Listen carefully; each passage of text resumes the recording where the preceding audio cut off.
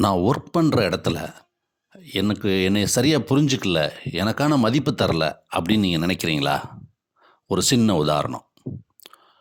Railway பயணிகள் நடந்து செல்லக்கூடிய சுரங்கப்பாதையில ஒரு வயலினிஸ்ட் வந்து பார்த்தீங்கன்னா, வயலின் வாசிச்சுட்ருக்காரு. அந்த வழியில போறவங்கலாம் அப்படியே நடைபாதையில ஒரு செகண்ட் கூட நிக்காம போயிட்டுருக்காங்க.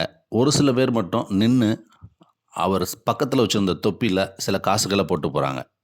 45 நிமிடம் அவர் கிளம்பும்போது பார்த்தீங்கன்னா, அதில $30 இருக்கு. அவர் யார் அப்படின்னா, உலகின் மிகச்சிறந்த வயலின் கலைஞர் ஜோஸ்வா பெல். அவர் வந்து மிகச்சிறந்த சாதனைகள் பண்ணியிருக்காரு. மொசாட் அதெல்லாம் நீங்க பார்த்துருப்பீங்க, கேட்டிருப்பீங்க. அடுத்து வந்து பார்த்தீங்கன்னா, இவர் வந்து பார்த்தீங்கன்னா, அந்த நிகழ்வு நடந்த சில வாரங்களுக்கு முன்னால வந்து பார்த்தீங்கன்னா, 1 நிமிடத்திற்கு $1000 வாங்கிட்டு நிகழ்ச்சி பண்ணியிருந்திருக்காரு, அமெரிக்கன் டாலர் படி. அவ்வளவு வேல்யூவானவருக்கு, இந்த இடத்துல அவருக்கு 45 நிமிடம் வாசிச்சு கிடைச்சது வந்து $30. இதிலிருந்து தெரிஞ்சுக்க வேண்டியது என்னன்னா, உங்களுக்கு மதிப்பில்லை என்று அர்த்தமில்லை. உங்கள் மதிப்பு தெரிந்த இடத்தில் நீங்கள் இல்லை என்பதே பொருள்.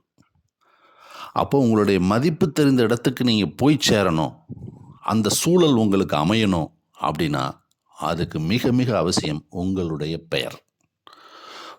ஒரு இடத்துக்கு வந்து பார்த்தீங்கன்னா, ஒரு அட்ரஸ் வந்து தெரிஞ்சா தான் அந்த இடத்த வந்து நம்ம ரீச் பண்ண முடியும். அந்த மாரி உங்களுக்கு உங்களுடைய பெயர் வந்து பார்த்தீங்கன்னா, சரியான பெயராக, சரியான ஒலியலையில இருந்ததுன்னா, கண்டிப்பா உங்களுக்கு வந்து பார்த்தீங்கன்னா, உங்கள் மதிப்பு தெரிந்த இடத்துல நீங்க போய் சேருவீங்க.